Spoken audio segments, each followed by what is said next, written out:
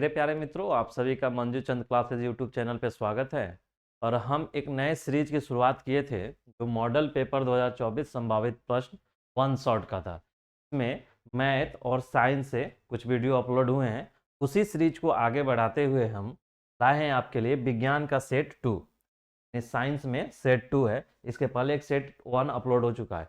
देखिए, साइंस में यानी विज्ञान में जो 80 क्वेश्चन आपको ऑब्जेक्टिव दिए जाते हैं उसमें से 40 बनाने होते हैं, इसीलिए 40-40 का एक सेट बनाया गया है। और इसके पहले वाले सेट जो सेट 1 था उसमें 40 क्वेश्चन का था और ये 40 क्वेश्चन का सेट 2 है। और ये वन शॉट है क्योंकि एक ही शॉट में पूरा 40 क्वेश्चन कंप्लीट किया जाए। तो चलिए शुरू करते हैं।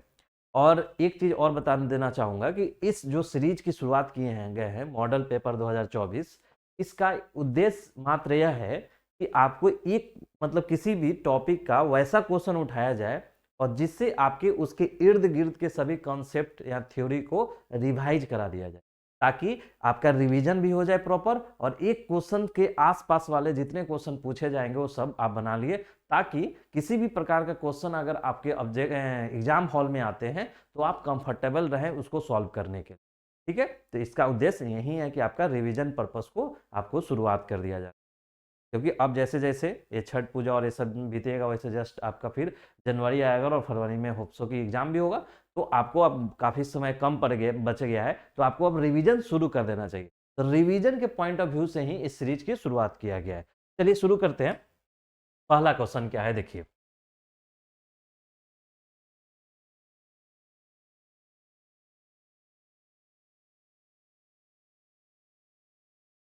देखिए पहला क्वेश्चन क्या है, गोलीय दर्पण के परावर्तन पृष्ठ की वृत्ताकार सीमा रेखा का व्यास कहलाता है। जब हम आपको दर्पण पढ़ा रहे थे तो दर्पण में हमने आपको बताया था कि दर्पण की कुछ शब्दावली के बारे में हमने बताया था।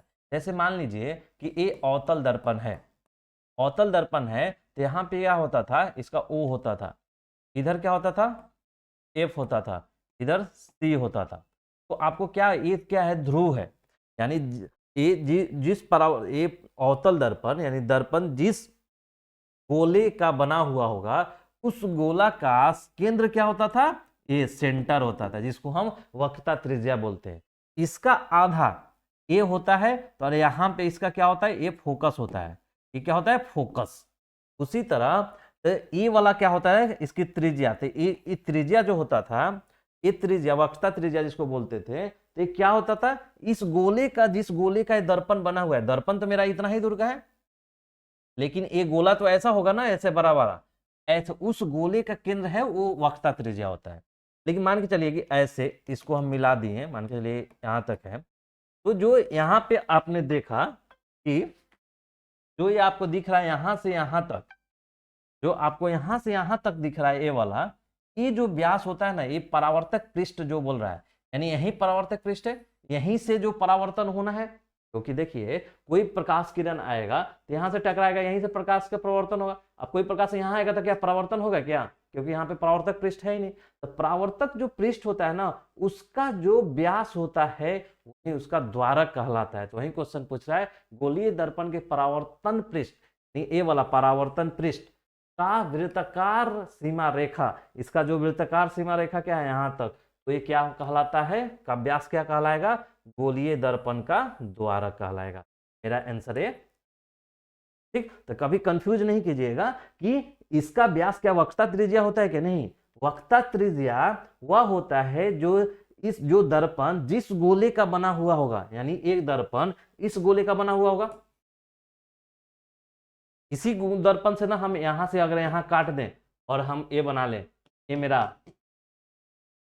अगर यहां से यहां काट दें, ये मेरा क्या हो गया, अवतल दर्पण हो गया। तो इस गोले का सेंटर पॉइंट कहां होगा, यहां पे सेंटर पॉइंट यहां पे होगा। तो इस जो दर्पण है, दर्पण का त्रिज्या इतना दूर होगा। तो त्रिज्या क्या देख रहे हैं, वक्रता त्रिज्या उस गोले का विशेषता है, नहीं कि सिर्फ ये दर्पण जितना दिन परावर्तक पृष्ठ है उतना ही। और परावर्तक पृष्ठ जो है ये वाला, उसका जो आपका ये होगा, व्यास होगा, उसको हम द्वारक बोलते हैं। मतलब ये वाला चीज द्वारक कहला। ठीक है, यही क्वेश्चन आपसे पूछा गया था कि गोलीय दर्पण के परावर्तन पृष्ठ की वृत्ताकार सीमा रेखा का व्यास क्या कहलाता है, गोलीय दर्पण का द्वारा। अब देखिए नेक्स्ट क्वेश्चन क्या है कि नरौरा नाभिकीय विद्युत संयंत्र किस राज्य में स्थित है। देखिए जब आपको ऊर्जा वाला एक चैप्टर है उसमें पढ़िएगा तो नाभिकीय ऊर्जा के बारे में पढ़ना है, और नाभिकीय ऊर्जा जब पढ़ेंगे तो हमारे देश में यानी भारत में कई जगह पे नाभिकीय संयंत्र हैं, नाभिकीय ऊर्जा संयंत्र यानी न्यूक्लियर पावर प्लांट। अब वो पावर प्लांट कुछ ही जगहों पे हैं, यानी कुछ ही हमारे देश के कुछ ही राज्यों में स्थित है। तो उन्हीं में से एक पूछा है कि नरौरा नाभिकीय विद्युत संयंत्र कहाँ है। तो ये देखिए ये कहाँ है, उत्तर प्रदेश में।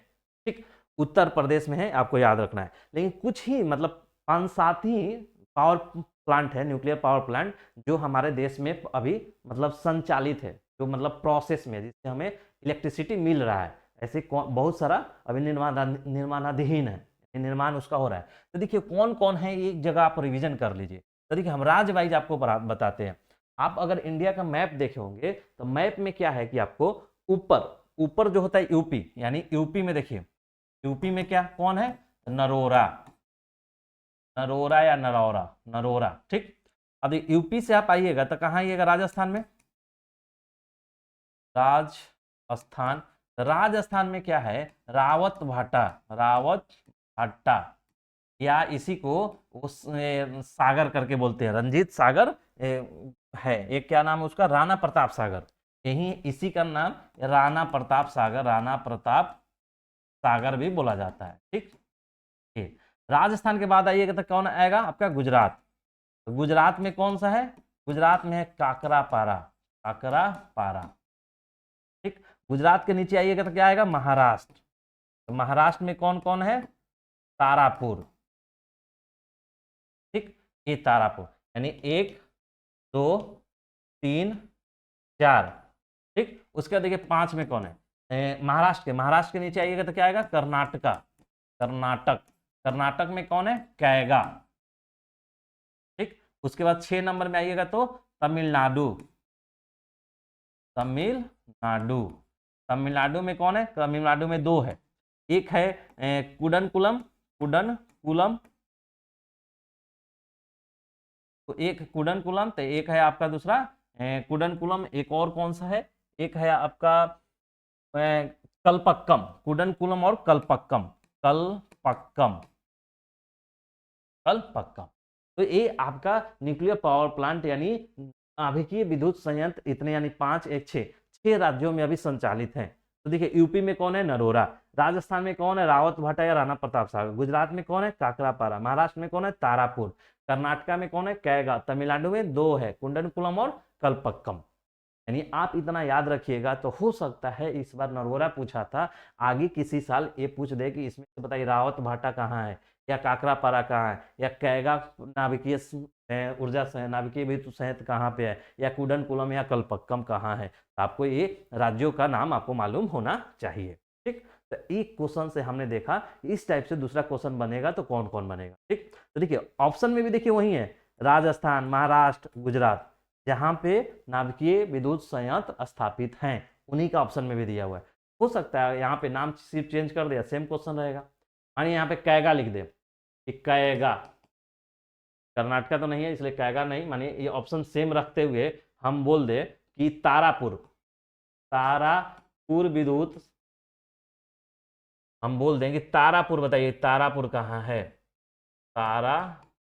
तारापुर नाभिकीय विद्युत संयंत्र कहाँ है, तो फिर क्या हो जाएगा, महाराष्ट्र। ठीक, तो क्या देखें, एक क्वेश्चन पूछा हमने, उसके आसपास के जितने क्वेश्चन बन सकते हैं संभावित क्वेश्चन सबने हम आपको रिवीजन करा दिया। बस यही उद्देश्य है इस सीरीज का। नेक्स्ट देखिए, विद्युत धारा उत्पन्न होता है। तो आपने पढ़ा है कि विद्युत धारा किससे उत्पन्न होता है, डायोड से नहीं जी, ट्रांजिस्टर से नहीं जी, डायनोमो से। हाँ जी, डायनोमो से विद्युत धारा उत्पन्न होता है, यानी डायनेमो इसी को बोलते हैं क्या, विद्युत जनित्र, यानी आपका इलेक्ट्रिसिटी जनरेटर, इलेक्ट्रिक जेनरेटर। ठीक, तो ये डायनोमो जो है यही आपका विद्युत धारा उत्पन्न करता है। तो मोटर क्या करता है, विद्युत धारा को यांत्रिक ऊर्जा में बदलता है। ये क्या बदलता है, विद्युत ऊर्जा को क्या में बदलता है, यांत्रिक ऊर्जा में। तभी हम देखते हैं मोटर से किसी चीज को हम ऊपर ले जाते हैं, मोटर से पानी को हम ऊपर किसी तल्ले पे रखे हुए टंकी में हम पहुंचा देते हैं। यानी वो क्या करता है, विद्युत ऊर्जा को यांत्रिक ऊर्जा यानी काम करने वाला ऊर्जा में बदलता है, तो हमारा मोटर से पानी ऊपर की तरफ चला जाता है। ठीक है, तो विद्युत धारा कहाँ उत्पन्न होता है, डायनामो। डायनामो दो तरह से होता है, एसी डायनामो भी और डीसी डायनामो भी। ठीक, तो डायनामो। नेक्स्ट क्वेश्चन देखिए, कोई विलयन नीले लिटमस को लाल कर देता है, इसका पीएच संभवतः होगा। जब हम आपको थ्योरी पढ़ाए थे केमिस्ट्री में, तब हम आपको बताए थे, काफी डिटेल से बताए गए हैं। अगर आप लोग थ्योरी नहीं पढ़े हो तो प्लीज जाके उस वीडियो को देखिए। उस वीडियो को देखने के बाद मैं गारंटी के साथ करूंगा कि एक भी क्वेश्चन इस टाइप का आप नहीं छोड़ेंगे। फिर भी हम यहाँ पे बताते हैं क्योंकि रिवीजन कराना है, अगर पढ़े भी होंगे तो रिवीजन कर लीजिए। देखिए, हम आपको बताए थे कि एक हम सूचक पढ़ाए थे आपको, सूचक यानी इंडिकेटर। हमने कितना तरीके का सूचक बताया था, 3 तरीका का सूचक। क्या था, एक डाई होता है, एक रंजक होता है, जो किसी विलयन का, ये विलयन में डालने के बाद रंग परिवर्तन करके ये बताता है कि उस विलयन का उस विलयन का प्रकृति क्या है, यानी वो विलयन क्या, ये उस विलयन की प्रकृति क्या है। ठीक, तो देखिए, पहला क्या था, एक प्राकृतिक सूचक था, प्राकृतिक सूचक था। दूसरा था संश्लेषित या रासायनिक सूचक, रासायनिक सूचक। और तीसरा था ऑल्फैक्टरी या गंधीय सूचक, गंधीय सूचक। प्राकृतिक में क्या था, वही लिटमस, लिटमस पेपर था, हल्दी था, हल्दी था, चुकंदर था, लाल पत्ता गोभी था। रासायनिक में क्या था, रासायनिक में था आपका methyl orange, methyl orange, orange. और दूसरा था फिनोफ्थिलीन, फिनोफ्थेलिन, फिनोफ्थेलिन, फिनोफ्थिलीन इंडिकेटर था। ठीक, गंधकीय में क्या था, तो गंधकीय में आपका 3 था। कौन कौन, एक था आपका लौंग का तेल, लौंग का तेल। दूसरा था प्याज, और तीसरा विनाइल था, विनाइल इत्र। ठीक, विनाइल इत्र। क्या देखा आपने, सूचक में हमने 3 तरीके का सूचक आपको पढ़ाया था, प्राकृतिक उसमें। तो ये देखिए, जो ये पूछा है ना, लिटमस वाला पूछा है, यानी रसायन हमको प्राकृतिक से ही पूछा है। अब लिटमस में हम आपको बताए थे कि लिटमस जो होता है, देखिए, अम्ल होगा एक और एक क्षार होगा। ठीक, हमने बोला था लिटमस में क्या होगा, लिटमस में नीला को लाल कर देता है कौन, तो ये अम्ल करेगा। जब लाल लिटमस को नीला कर दे तो ये क्षार होता है।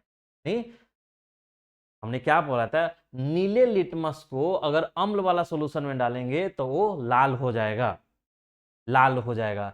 जब हम लाल लिटमस को क्षार वाले सॉल्यूशन में डाल देंगे तो वो नीला हो जाएगा। यहां से आपको क्या पूछा था, हमेशा याद रखें, हम आपको ट्रिक भी बताए थे कि देखिए, लिटमस जो है, हम आपको ट्रिक बताए थे कि लिटमस क्या होता है, 2 तरीका का होता है, एक तो लाल, एक नीला।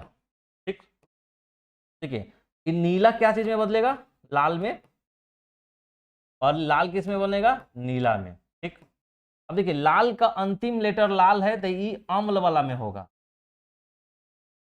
और ये बचा तो क्षार वाला।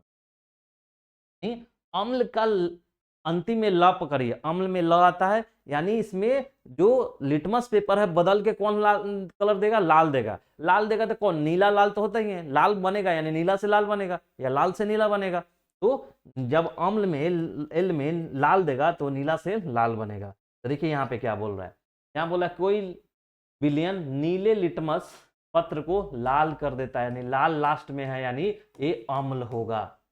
वो सोल्यूशन या वो विलयन कैसा होगा, अम्ल होगा। और अम्ल का पीएच क्या होता है, लेस देन 7।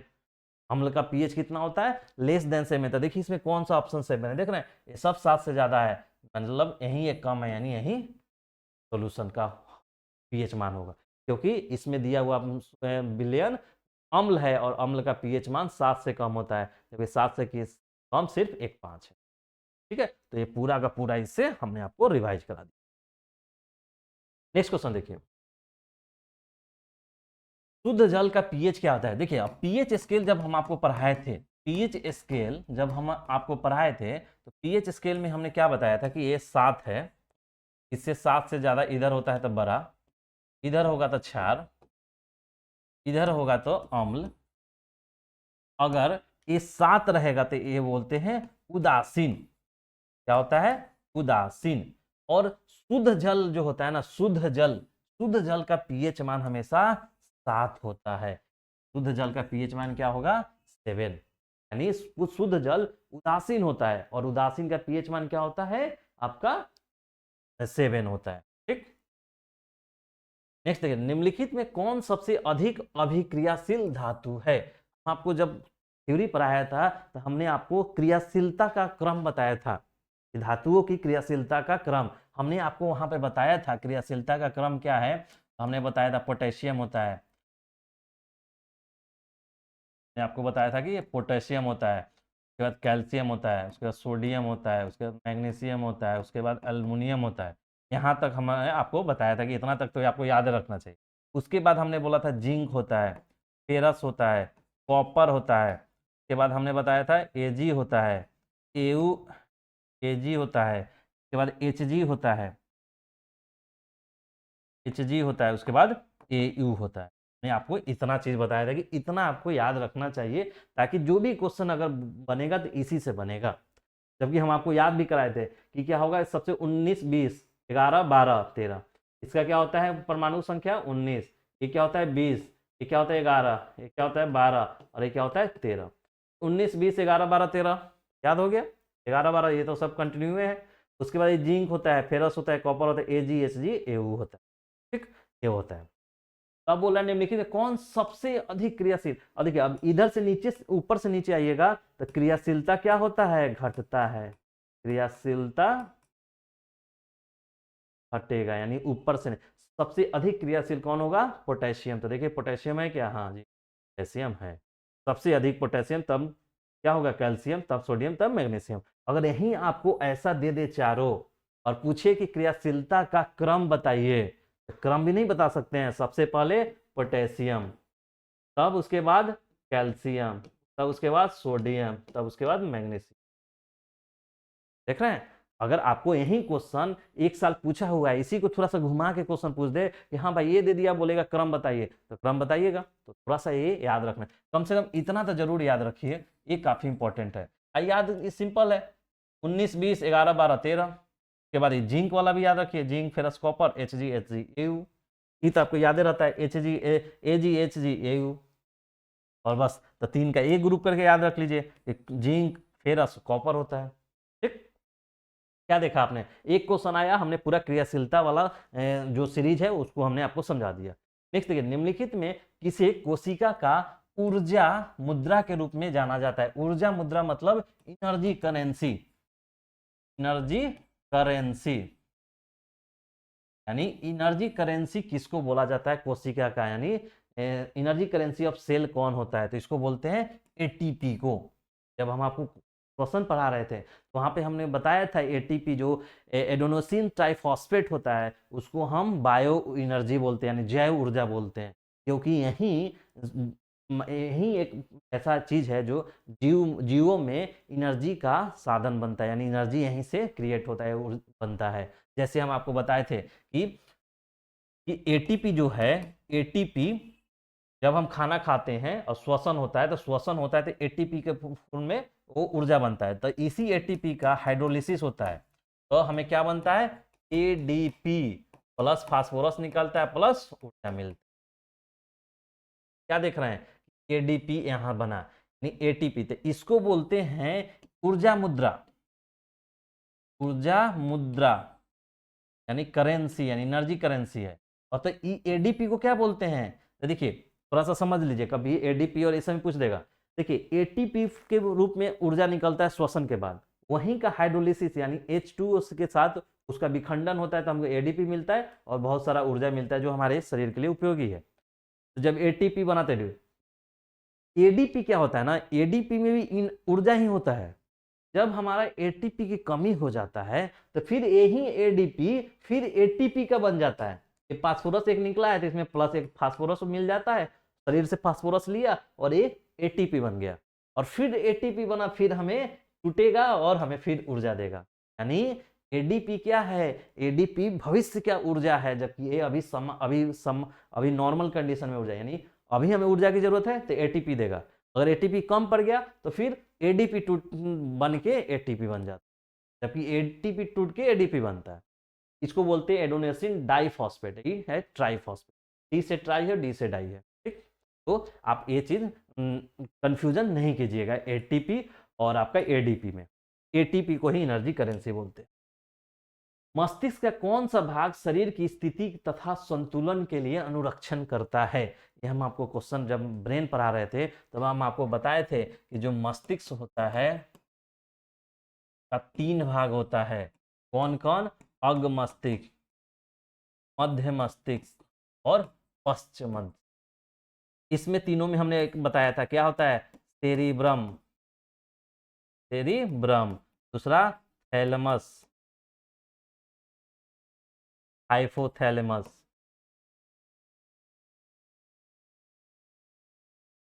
थैलेमस और हाइपोथैलेमस।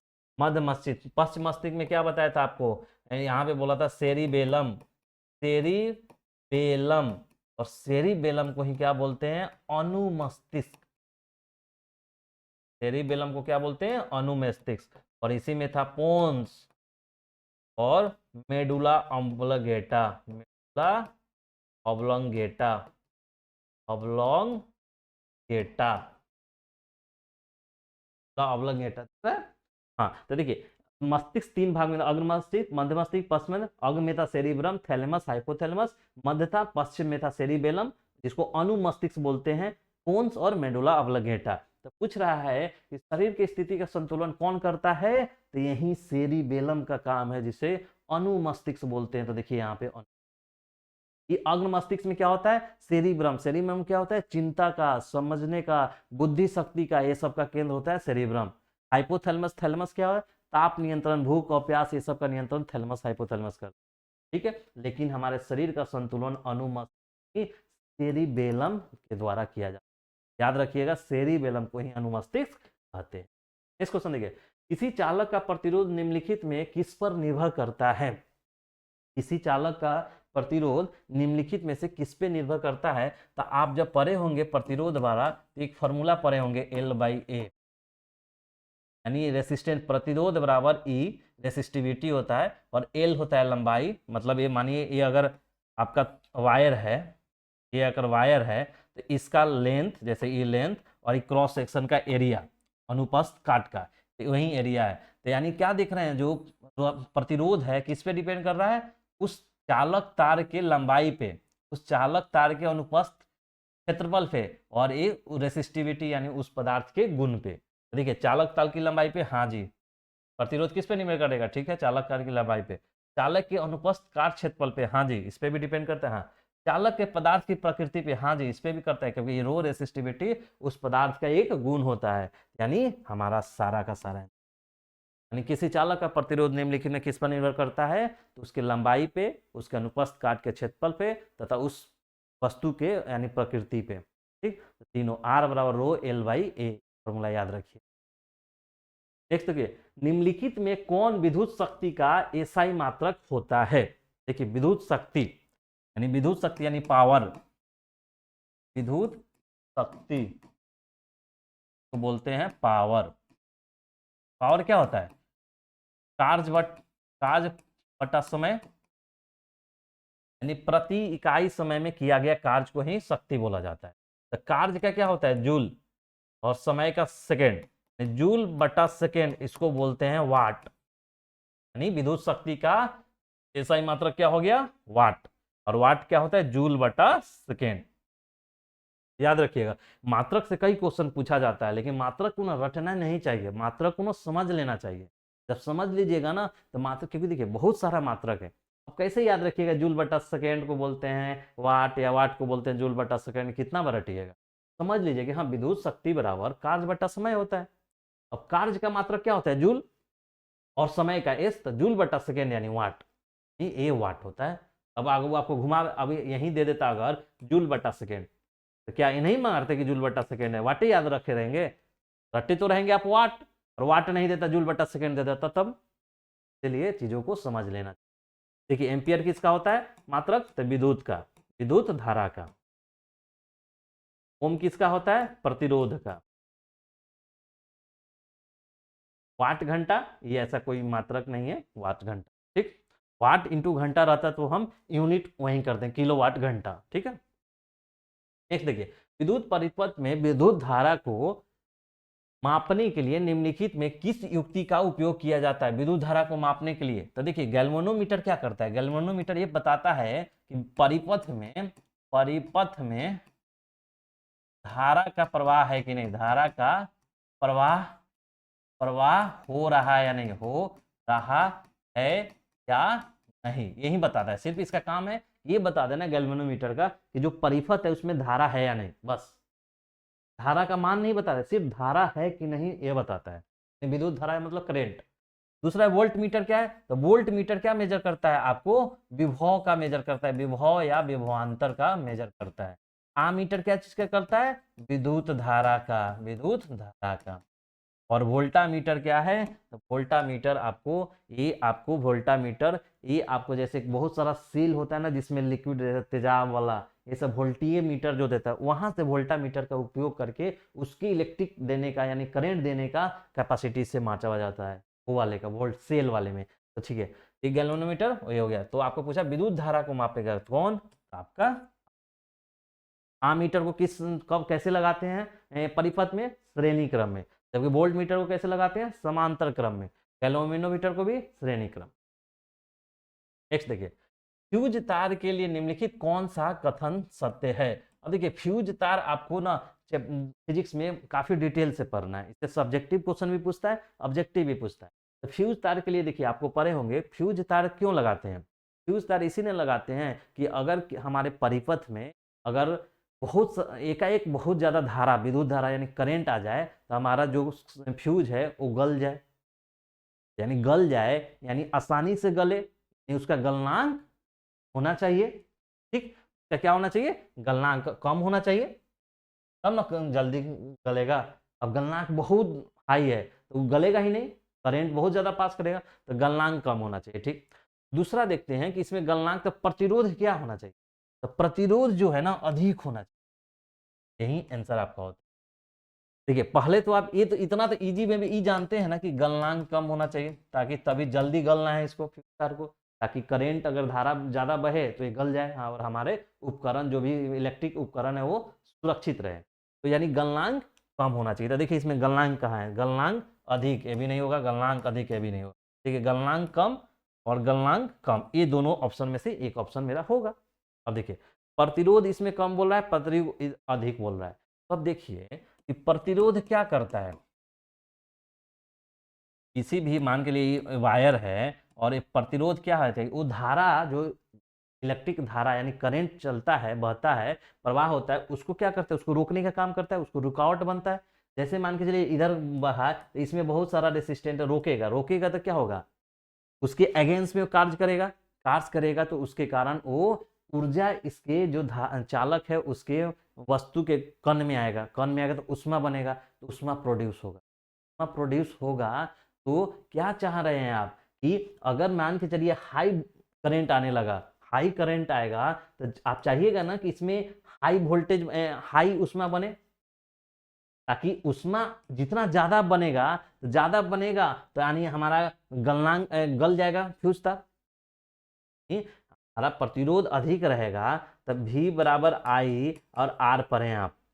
I किसका उल्टा होता है, 1/R का, ठीक। अगर R ज्यादा हो गया तो I कम होगा, यानी कम I पे ही वो उष्मा देने लगेगा और उष्मा के कारण हमारा फ्यूज, इसीलिए अधिक प्रतिरोध वाला लगाते हैं कि अधिक प्रतिरोध रहेगा ना तो करंट को बहने को अधिक रुकावट डालेगा, जब अधिक रोकने की कोशिश करेगा तो उसमें उतना ही गर्मी यानी उष्मीय प्रभाव होएगा, और जैसे उष्मा अधिक आएगा तो हमारा फ्यूज तार गल जाएगा, ठीक। इसी के कारण अधिक प्रतिरोध और कम गलनांक वाला तार का यूज करते हैं फ्यूज तार में, ठीक है। नेक्स्ट देखिए, निम्नलिखित पदार्थों में कौन चुंबकीय पदार्थ नहीं है। तो देखिए लोहा, निकेल, पीतल चुंबक नहीं है, लोहा है, निकेल है, कोबाल्ट है, ठीक है, इसलिए पीतल नहीं। आप पढ़िएगा तो लोहा, निकेल, कोबाल्ट आपको ये सब चुंबकीय पदार्थ में आते हैं, जबकि पीतल, कागज, रबर, प्लास्टिक ये सब आपका, जैसे पीतल, कागज, रबर, प्लास्टिक ये सब क्या है, ये सब अचुंबकीय पदार्थ है, यानी चुंबक नहीं है। तो हमेशा याद रखिए पीतल चुंबक नहीं है, क्योंकि लोहा, निकेल, कोबाल्ट चुंबकीय पदार्थ। नेक्स्ट देखिए, किसी विद्युत धारा वाही सीधी लंबी परिनालिका के भीतर चुंबकीय क्षेत्र का मान बताइए। किसी विद्युत धारावाही सीधी लंबी मानने के लिए ए है आपका, और इसमें ऐसा ही लपटा हुआ है ना, ठीक है, यही परिनालिका है यानी सोलेनॉइड है। अब इसमें बोल रहा है कि इसके अंदर वाला में आप बताइए कि विद्युत चुंबकीय क्षेत्र यानी मैग्नेटिक फील्ड का मान क्या होगा। तो हमेशा याद रखिए सोलेनॉइड के अंदर मैग्नेटिक फील्ड ना सभी जगह समान होगा, यानी यहां से लेकर यहां तक सब जगह समान होगा, यानी सभी बिंदुओं पे समान होता है। क्या होता है, सभी बिंदुओं पे समान होता है। याद रखिएगा विद्युत धारावाही सीधी लंबी परिनालिका के भीतर चुंबकीय क्षेत्र का मान हमेशा समान होता। नेक्स्ट देखिए, विद्युत धारा के चुंबकीय प्रभाव का खोज किसने किया। विद्युत धारा के चुंबकीय प्रभाव का सर्वप्रथम खोज किसने किया था, ओस्टर्ड ने। विद्युत धारा के चुंबकीय प्रभाव का खोज सर्वप्रथम ओस्टर्ड ने किया था। ओस्टर्ड हो गया, एम्पियर, बोर, ये बोर मॉडल आप केमिस्ट्री में पढ़िएगा, फैराडे, एक नाम फैराडे से आपको कंफ्यूजन हुआ होगा। तो देखिए फैराडे साहब ने क्या किया था, इन्होंने बताया था विद्युत चुंबकीय पकीय प्रेरण का सिद्धांत, यानी फैराडे साहब ने क्या दिया था, प्रेरण का सिद्धांत जो दिया था ना, इन्होंने ये दिया था विद्युत चुंबकीय प्रेरण का सिद्धांत सर्वप्रथम फैराडे ने दिया था। आपको कंफ्यूजन नहीं होना चाहिए कि चुंबकीय प्रभाव रहेगा, विद्युत धारा के चुंबकीय प्रभाव वो ओस्टर्ड ने दिया था, और विद्युत चुंबकीय प्रेरण यानी इलेक्ट्रोमैग्नेटिक इंडक्शन इसका कंसेप्ट फैराडे साहब ने दिया। इसलिए आप कंफ्यूज नहीं हो गए। अगर ये पूछ दे विद्युत चुंबकीय प्रेरण का सिद्धांत किसने दिया, तो फैराडे ने, लेकिन चुंबकीय प्रभाव का खोज सर्वप्रथम किसने किया था, तो ओस्टर्ड साहब ने किया। कंफ्यूज नहीं हो गए, प्रेरण यानी इंडक्शन वाला आएगा तब फैराडे होंगे। नेक्स्ट क्वेश्चन देखिए, निम्न में से कौन जैव मात्रा ऊर्जा स्रोत का उदाहरण नहीं है, यानी जैव मात्रा मतलब पेड़ पौधे से नहीं मिला। तो देखिए लकड़ी तो पेड़ पौधा से मिलता है, गोबर गैस भी आपको मिलेगा क्या, गोबर गैस, हाँ, सड़े गले पदार्थ से एक मिल जाएगा। नाभिकीय ऊर्जा नहीं भाई, नाभिकीय ऊर्जा तो नाभिकीय पदार्थों से मिलेगा, तो ये हमारा नहीं होगा। कोयला, हाँ भाई, कोयला तो पेड़ पौधा तो धरती के अंदर दबता है, तो कभी काफी लंबे समय के बाद कोयला का निर्माण होता है। पूछ रहा है कौन जैव मात्रा ऊर्जा स्रोत का उदाहरण नहीं है, तो नाभिकीय ऊर्जा नहीं है, ऑप्शन होगा। ये सब है और पूछा है कौन नहीं है, ये हमारा ये नाभिकीय ऊर्जा नाभिकीय पदार्थों से, जैव मात्रा से नहीं मिलती। अब नेक्स्ट देखिए, Na2SO4 BaCl2 BSO4 NS से क्या देखना है कि ये Na प्लस और SO4 माइनस है, यहाँ पे Ba-2 और Cl-1। अब क्या देखना है कि इसका प्लस और इसका माइनस के साथ, और इसका माइनस और इसके प्लस के साथ जाके मिला हुआ है, यानी क्या कर रहा है, आयोनों का आदान प्रदान किया है। यहाँ पे इसका प्लस वाला इसके माइनस से जुड़ गया तो NaCl बनाया, और इसका माइनस इसके प्लस होगा, प्लस के साथ जुड़ गया तो BSO4 बनाया। यानी क्या देख रहा है, आयनों का आदान प्रदान हो रहा है। जब हम आपको केमिस्ट्री पढ़ाया था वहाँ पे 10 प्रकार के हम आपको अभिक्रिया पढ़ाए थे, वहाँ पे संयोजन अभिक्रिया, विघटन अपघटन अभिक्रिया, फिर आपको उष्माशोषी, उष्माक्षेपी, और उसके बाद हमने आपको पढ़ाया था ऑक्सीकरण, अवकरण, वहीं पे पढ़ाया था विस्थापन, एकल विस्थापन, द्विविस्थापन, ठीक, एकल विस्थापन, द्विविस्थापन, ये कौन सा है, द्विविस्थापन का है। देखिए संयोजन हो रहा है क्या, नहीं, संयोजन में होता है कि दो या दो से अधिक मिलके एक बनाए, तो संयोजन नहीं, ठीक। द्विविस्थापन, हाँ जी, द्विविस्थापन आदान प्रदान कर रहा है, आयनों का आदान प्रदान होता है तो द्विविस्थापन है। वियोजन नहीं जी, वियोजन में टूटना होता है, एक बार कंपाउंड टूट जाए, और विस्थापन में एक होना है, यहाँ पे आयनों का आदान प्रदान यानी दो जगह हो रहा है, इसलिए द्विविस्थापन अभिक्रिया कहलाता है।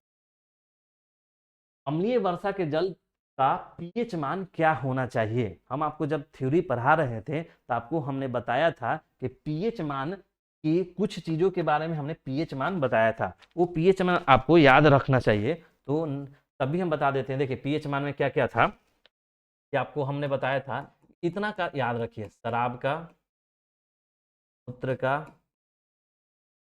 दूध का, लार का, रक्त का और समुद्री जल का, इतना का आपका याद रखना चाहिए। शराब का कितना होता है 2.8, इसका 6, इसका 6.4, इसका 6.5, रक्त का 7.4 और इसका 8.4। ठीक, ये होता है आपका, यानी अम्लीय वर्षा का पीएच मान पूछा, लेकिन हम इसका ये नहीं बता देंगे ये 5.6 से कम, ये तो हमको भी मालूम है और आपको भी मालूम है, लेकिन इसके साथ साथ हम ऐसे क्वेश्चनों का तैयारी कर लेते हैं जो संभावित आ सकते हैं एग्जाम में।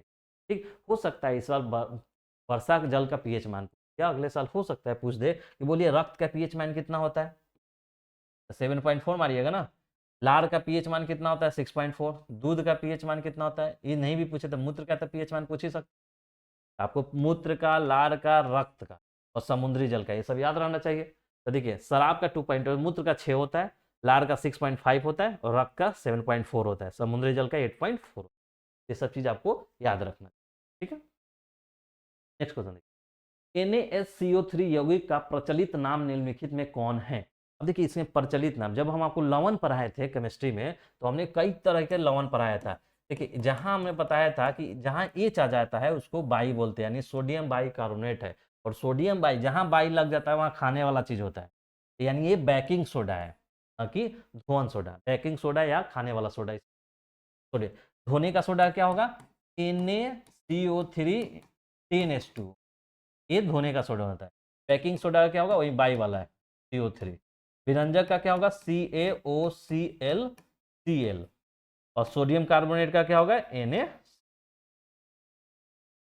NaCO3 यौगिक का प्रचलित नाम कौन है, बेकिंग सोडा। याद रखिएगा धोने वाला सोडा का Na2CO3 10H2। एक और याद रखिए जो आपको काफी इंपॉर्टेंट है, Na2SO4 10H2O, इसको बोलते हैं ग्लोवर साल्ट। क्या बोलते हैं, ग्लोवर साल्ट, ग्लोवर साल्ट, लवण, ग्लोवर Na2SO, बस यहाँ पे एस का अंतर है, यहाँ पे क्या NaCO3 है, सोडियम कार्बोनेट है, यहाँ पे Na2SO4 10H2 यहाँ भी है, 10H2 है, सिर्फ यहाँ सल्फर, सल्फर वाला कंपाउंड।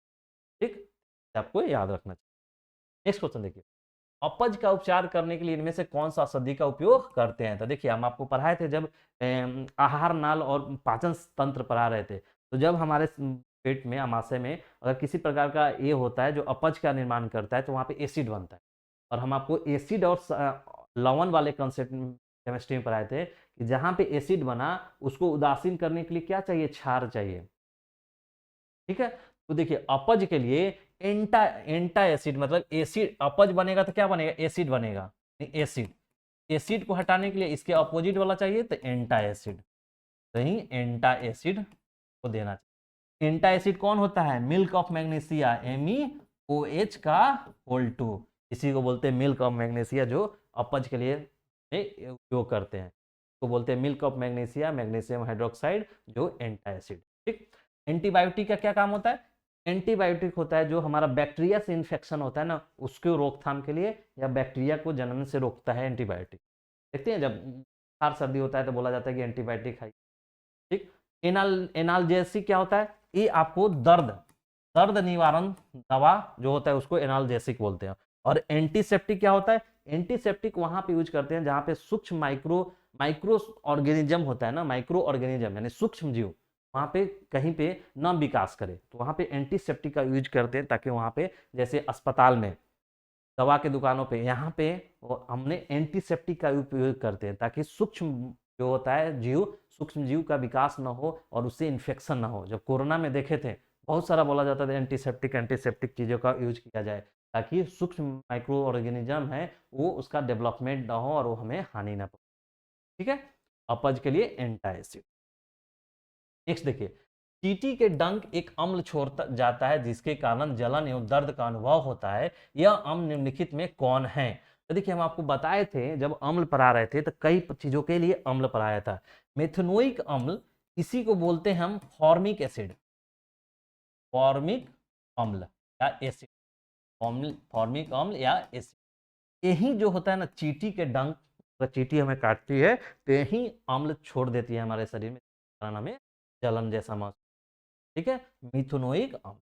मिथुनोइक अम्ल, सिट्रिक अम्ल, ये क्या होता है, नारंगी वाले में मिलता है। ऑक्जेलिक अम्ल कहाँ मिलता है, टमाटर में मिलता है। जब हम अम्ल वाले पढ़ाए थे तो बहुत सारा अम्ल के बारे में हम आपको लिखवाए थे। ठीक है, तो चींटी के डंक में क्या होता है, मिथुनोइक अम्ल, या कहीं कहीं फॉर्मिक एसिड भी देगा तो फॉर्मिक अम्ल भी लगाइएगा। ऑक्जेलिक अम्ल निम्नलिखित में से पाया जाता है, अभी हमने बताया ऑक्जेलिक अम्ल कहाँ पाया जाता है, टमाटर में। संतरा में कौन होता है, सिट्रिक अम्ल। सिट्रिक अम्ल। सिरका में क्या होता है, एसिटिक अम्ल। एसिटिक अम्ल।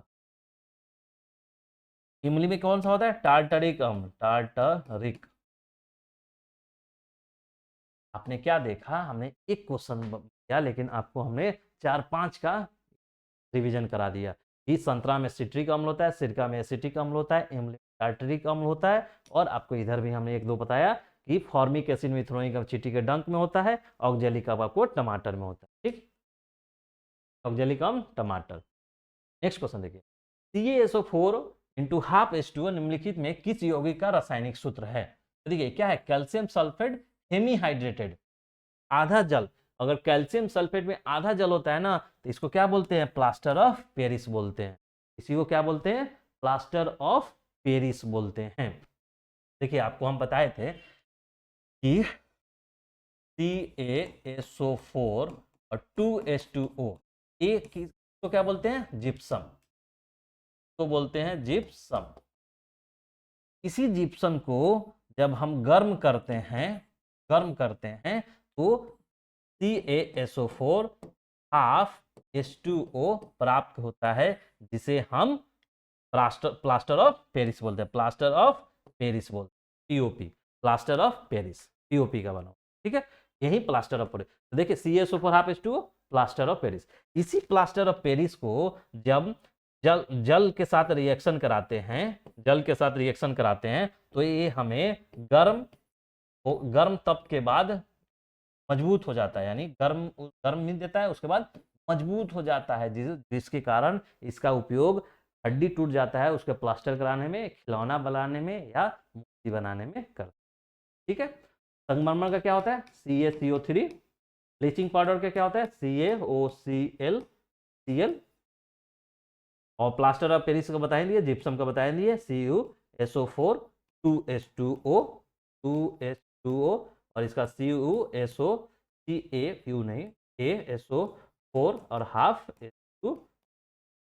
ठीक, यानी एक क्वेश्चन से आपका हमने 4-5 क्वेश्चन का रिवीजन। निम्नलिखित में कौन सी धातु कमरे के तापमान पे तरल अवस्था में पाया जाता है। तो देखिए धातु पूछा, यानी जब धातु पूछेगा ना तो धातु कौन होगा, पारा।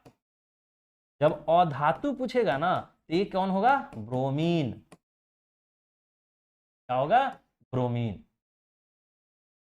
तो आपको याद रखिएगा, यहां देख लीजिएगा कि धातु पूछ रहा है या क्या पूछ रहा है। धातु पूछा इसलिए पारा जो है वो रूम टेम्परेचर पे, यानी कमरे के तापमान पे ये आपका तरल अवस्था में रहता है, जबकि अधातु पूछता तो ब्रोमीन। ठीक है, नेक्स्ट देखिए, नाइट्रोजन के 2 परमाणुओं के बीच कितने आबंध बनते हैं। अब देखिए नाइट्रोजन के बारे में आप पढ़े होंगे कि इसका परमाणु संख्या क्या होता है, परमाणु संख्या 7 होता है। तो परमाणु संख्या 7 होगा तो यानी इसके बाहरी कक्षा में इलेक्ट्रॉन की संख्या भी 7 होगा, इलेक्ट्रॉन भी 7 होगा।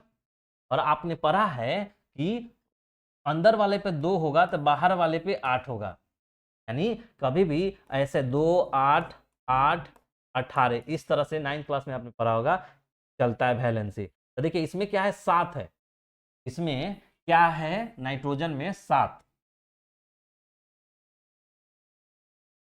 नाइट्रोजन में 7, यानी पहला कक्षा में 2 बढ़ेगा, भर जाएगा इलेक्ट्रॉन, उसके बाद कितना इलेक्ट्रॉन बचा, 5। दूसरा में जबकि 8 भरना है मैक्सिमम, 5 रहा तो इतना ही रहा, यानी 2, 5। तो बाहर वाले कक्षा में कितना इलेक्ट्रॉन देख रहे हैं, 5, जबकि भरना चाहिए इसको 8, तभी स्टेबल होगा। लेकिन 3 का कमी है, ये क्या चाहेगा कि कोई भाई पैसा दे दो हमको 3, 3 का बॉन्ड बनाएगा, यानी बंध बनाएगा। तो नाइट्रोजन नाइट्रोजन में 3 का बॉन्ड बनेगा। इसी से बनाएगा तो 3 का बॉन्ड बनाएगा। क्यों? क्योंकि इसके बाहरी कक्षा में 5, 2 2 4 और एक आपका 5, 5 इसके बाहरी कक्षा में क्या है? 5 है। जैसे 2 4 और 5, इसको 3 चाहिए तो देखिए 1 2 3 के साथ कर लिया।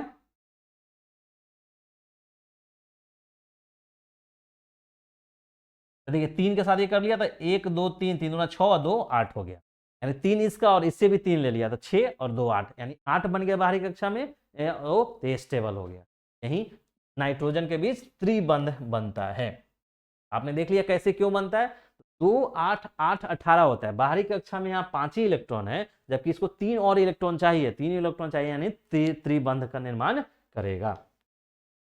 निम्नलिखित में से कौन विद्युत का सुचालक है? यानी सुचालक यानी विद्युत को पास करने देता है, विद्युत धाराओं को बहने देता है। तो देखिए हीरा ग्रेफाइट दोनों कार्बन का प्रूफ है, कार्बन का ही अप्रूफ है। कार्बन का प्रूफ होने के बावजूद भी ग्रेफाइट से विद्युत का सुचालन आराम से होता है। इसलिए विद्युत का सुचालक कौन है? ग्रेफाइट, ना कि आयोडीन तो है नहीं, गंधक। ग्रेफाइट विद्युत का चालक होता है, याद रखिएगा। हीरा दोनों कार्बन का ही रूप है, कार्बन से ही बना है हीरा भी और ग्रेफाइट भी, लेकिन ग्रेफाइट विद्युत का सुचालक होता है। कार्बन के सबसे बाहरी कोष में इलेक्ट्रॉन की कुल संख्या निम्नलिखित में क्या होती है? कार्बन के सबसे बाहरी कोष में इलेक्ट्रॉन की कुल संख्या, अब देखिए कार्बन यहाँ पूछा, कार्बन की परमाणु संख्या क्या था? 6। 6 हो गया तो एक तो पहला कक्ष में 2 बढ़ेगा और 2 भर गया तो कितना बचा? 4। लेकिन इसको क्या होना चाहिए? अच्छा ये क्या पूछा? ये तो स्टेबल का पूछा ही नहीं है। तो पूछा कि कार्बन के सबसे बाहरी कोष में इलेक्ट्रॉन की कुल संख्या कितनी होती है? 4 होती है। 9th क्लास में मैंने ये सब पढ़ना है, लेकिन उसका कंसेप्ट यहाँ भी यूज करना है। तो देखिए 2 और 4, यानी 4 इलेक्ट्रॉन इसकी बाहरी कक्षा में।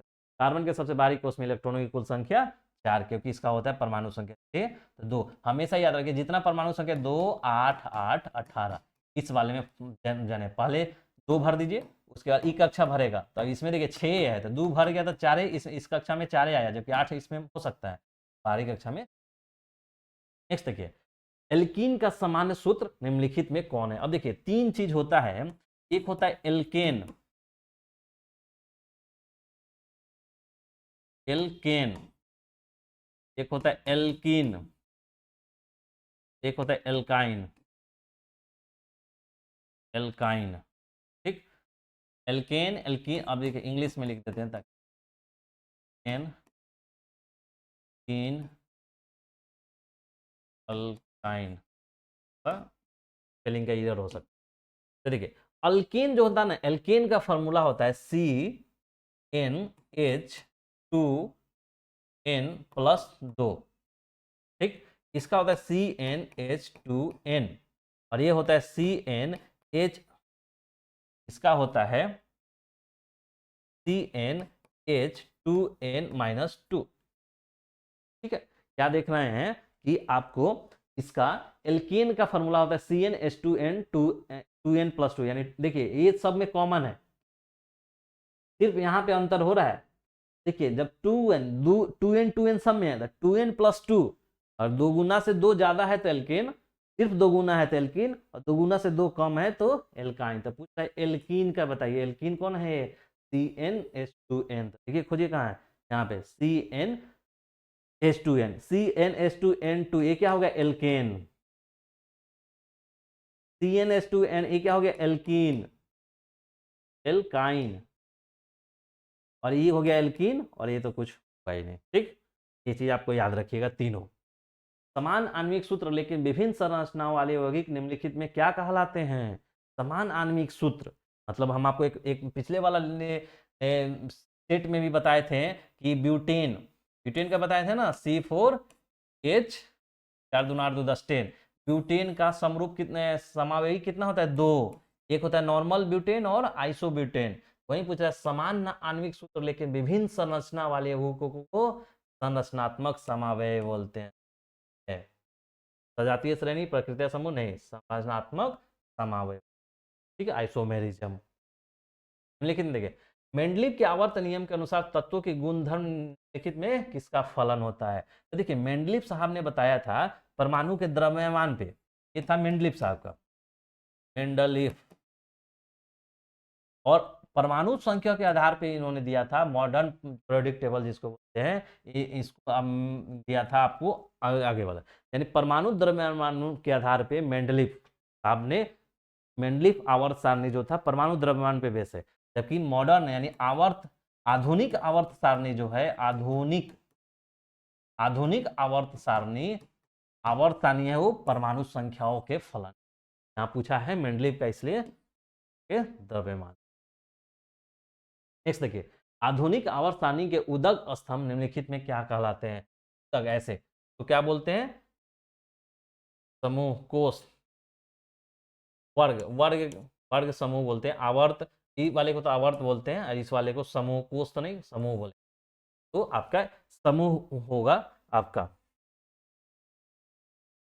ठीक है, समूह बोलते हैं, वर्ग होना चाहिए, मतलब ग्रुप होता है। देखिए क्या हुआ है कि ग्रुप बोला जाता है इंग्लिश में बोला जाता है ग्रुप, इंग्लिश में बोला जाता है ग्रुप,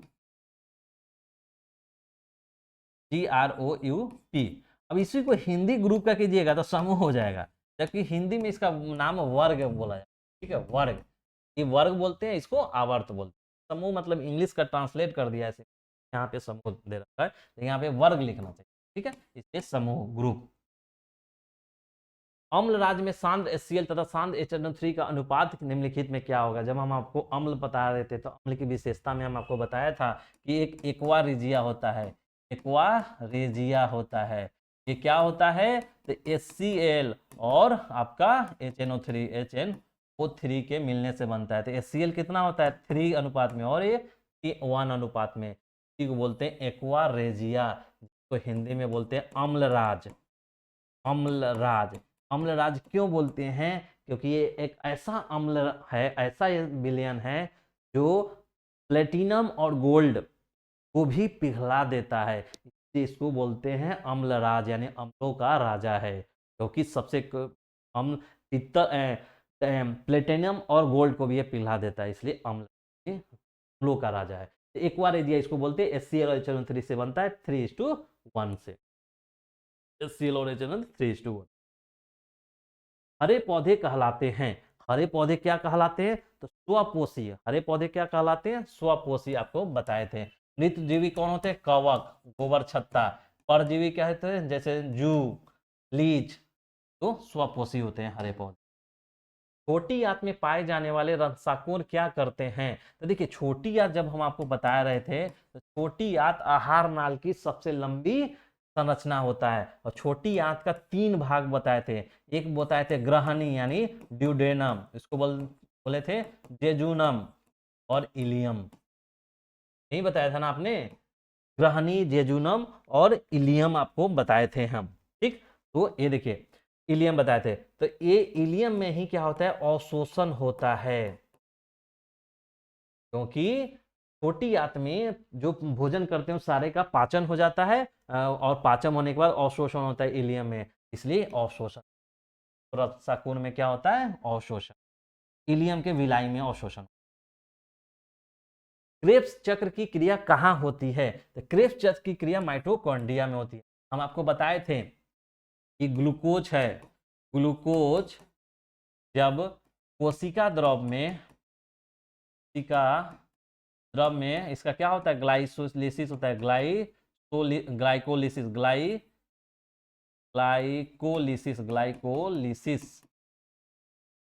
ग्लाइकोलिसिस होता है, तो ये बनता है पायरुवेट और प्लस ATP।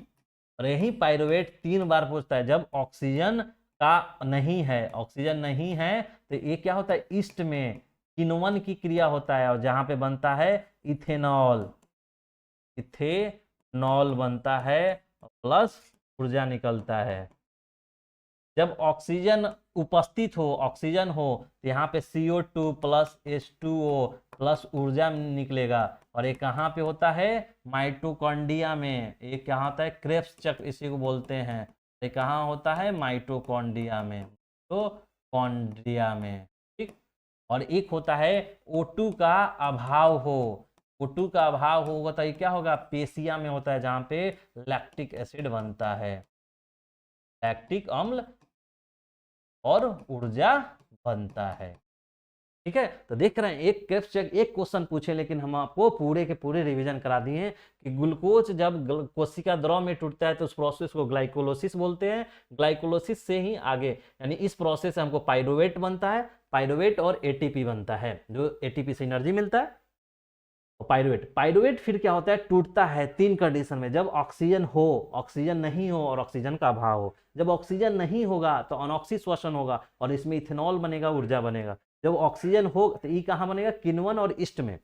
और जब ऑक्सीजन होता है तो माइटोकॉन्ड्रिया में प्रोसेस होगा और ये क्रेब्स चक्र कहलाता है, जहाँ CO2 H2 और ऊर्जा निकलता है। जब O2 का अभाव हो यानी पर्याप्त मात्रा में O2 नहीं हो तो पेशिया में ऐसा चीज होता है और लैक्टिक अम्ल और ऊर्जा। यहाँ पूछ रहा है क्रेब्स चक्र कहाँ बनता है, माइटोकॉन्ड्रिया का द्रव में क्या होता है, ग्लाइकोलिसिस होता है, ग्लाइकोलिसिस। इसमें कोई नहीं, ठीक है। क्या देखें, एक क्वेश्चन से आपको पूरे के पूरे रिवीजन कराने का पर्पस है। आप पादप में अनऑक्सी श्वसन का अंतिम उत्पाद क्या होता है, अनऑक्सी श्वसन यानी पादप में अनऑक्सी श्वसन का क्या होगा। तो देखिए पादप में या कहीं भी अनऑक्सी, जहां पे ऑक्सीजन नहीं है, ऑक्सीजन अभी नहीं है, वहां क्या बनता है, ethyl alcohol, ethyl ethyl alcohol यानी इथेनॉल, यही वाला देखिए, जहां पे ऑक्सीजन नहीं है तो नहीं है इथेनॉल, या इसी को बोलते हैं इथाइल अल्कोहल या शराब, यानी इथाइल अल्कोहल बनेगा। नीलोअम नहीं जी, वसाम नहीं, ये भी इथाइल अल्कोहल। पादप में अनऑक्सी श्वसन का अंतिम उत्पाद क्या होता है, एल्काइल अल्कोहल। कहीं भी पौधे में जल का परिवहन कौन करता है, तो हम आपको बताए थे जाइलम में जल दिख रहा है तो जल करेगा, फ्लोएम में फल दिख रहा है तो फल यानी भोजन को बनाएगा, ये भी नहीं जल तो जाइलम। पढ़ाने के समय बताए थे जाइलम से जल पकड़िए, फ्लोएम से फल पकड़िए। जल जाइलम जल को ले जाएगा और फ्लोएम फल यानी भोजन पदार्थ को ले जाएगा। खुला परिवहन तंत्र निम्नलिखित में किसमें पाया जाता है, तो देखिए जब परिवहन तंत्र हम आपको पढ़ा रहे थे तो वहां पे हम आपको इस चीज को नहीं बता पाया था कि खुला परिवहन तंत्र और क्लोज यानी बंद परिवहन तंत्र। हम लोग में जो मनुष्य में होता है ना, स्तनधारी जीवों में होता है वो बंद परिवहन तंत्र होता है, जबकि खुला परिवहन तंत्र कहाँ कहाँ होता है, तो मोलस्का वाला प्राणी जितना है, मोलस्का और ऑर्थोपोडा, ऑर्थोपोडा इस श्रेणी के जितने जीव होंगे ना सभी में खुला परिवहन तंत्र होता है। तो देखिए बिल्ली उसमें आता है क्या, नहीं। मनुष्य आता है कि नहीं, पक्षी नहीं। तितली, हाँ जी तितली ऑर्थोपोडा में आता है, इसलिए खुला परिवहन तंत्र तितली में पाया जाएगा। ठीक है, तो खुला परिवहन तंत्र किस में पाया जाता है, मोलस्का में। मोलस्का और ऑर्थोपोडा वाले सभी जीव जो होंगे उसमें पाया जाएगा। तितली इसी में पाया जाता है, इसलिए खुला परिवहन तंत्र तितली में। इनमें से कौन पादप का उत्सर्जी पदार्थ नहीं है, तो आपको बताए थे जब उत्सर्जी पदार्थ है, टेनिन है, रेजिन है, लेटेक्स है, स्टार्च नहीं है, अभी स्टार्च नहीं। हम आपको पढ़ाए थे टेनिन कहाँ होता है, छाल में होता है, वृक्षों के छाल में पाया जाता है, मतलब जमा होता है, और यही जब छाल पुराना हो जाता है तो वो वृक्ष से अलग हो जाता है और वो उत्सर्जी पदार्थ बाहर हो जाता है। रेजिन कहाँ पाया जाता है, रेजिन पाया जाता है आपको लेटेक्स, लेटेक्स कहाँ पाया जाता है, पीपल, पीपल, बरगद और आपका कनेर का फूल, कनेर का फूल में आपको बताए थे कि लैटेक्स दुधिया कलर का जो एक ये निकलता है तरल पदार्थ। रेजिन, रेजिन आपको रेजिन पाया जाता है चीर के पेड़ में, चीर के पेड़ में जिसको पाइन बोलते हैं। और एक आपको था गोंद, गोंद किस में निकलता है, बबूल के पेड़ में। ठीक है, तो आपने क्या देखा, एक क्वेश्चन हुआ, हमने पूरा का पूरा पादप में उत्सर्जित पदार्थों का आपको बता दिया कौन कौन उत्सर्जित होता है और किस में निकलता है। टेनिन कहाँ जमा होता है, छाल में। रेजिन चीड़ के पौधों में निकलता है। लेटेक्स पीपर, बरगद और कनेर के फूल में निकलता है। गोंद बबूल में निकलता है। नेक्स्ट देखिए, इनमें कौन एमिनो अम्ल के विखंडन से बनता है, इनमें कौन एमिनो अम्ल। जब हम आपको ये पढ़ाए थे, उत्सर्जन तंत्र पढ़ा रहे थे, उत्सर्जन वाला चैप्टर, उसमें हमने बताया था कि प्रोटीन और अमीनो अम्ल, अमीनो अम्ल से बनता है ना, उसको बोलते हैं नाइट्रोजन पदार्थ, नाइट्रोजनीय पदार्थ। पदार्थ, और ये हमारे लिए उत्सर्जी पदार्थ होता है। प्रोटीन और अम्लो अम्ल से नाइट्रोजनीय पदार्थ बनता है। और ये कौन कौन नाइट्रोजनीय पदार्थ बनता है? तो एक बनता है जी यूरिया, दूसरा बनता है अमोनिया, तीसरा बनता है यूरिक एसिड, यूरिक अम्ल, यूरिक अम्ल। तो देखिए यूरिया किस में बनता है? यूरिया हम लोग में बनता है, मनुष्य में। यूरिया किस में बनता है? मनुष्य में। जबकि आपका NH3 अमोनिया होगा ना, वो उभयचर प्राणी में बनता है। अमोनिया जो होगा उभयचर प्राणी जितने होंगे उसमें बनेगा, जैसे मेढक में। और यूरिक एसिड बनता है पक्षी में, पक्षी और कीट वाला में, ये सब यूरिक। यानी ये सब आपका सभी के सब्जी क्या है? आपका उत्सर्जी पदार्थ है। लेकिन किससे बन रहा है? तो प्रोटीन या अमीनो अम्ल के विखंडन से। तो वही क्वेश्चन पूछ रहा है, अमीनो अम्ल के विखंडन से क्या बनता है? CO2 नहीं जी, CO नहीं, NH3। हाँ, अमोनिया बनेगा, नहीं तो यूरिया बनेगा, नहीं तो यूरिक एसिड या यूरिक अम्ल बन। ठीक, ओके। इसी के साथ आपका आज का ये सेट आपका समाप्त हुआ, जो एक सेट पूरा 1 शॉट में था। Thank you for watching. अगर आप लोग को अच्छा लग रहा हो कंटेंट और वीडियो, तो प्लीज़ लाइक करें, शेयर करें, सब्सक्राइब करें, और वो लोग को बताएं, मैक्सिमम लोग इससे फ़ायदा उठाएं। For watching.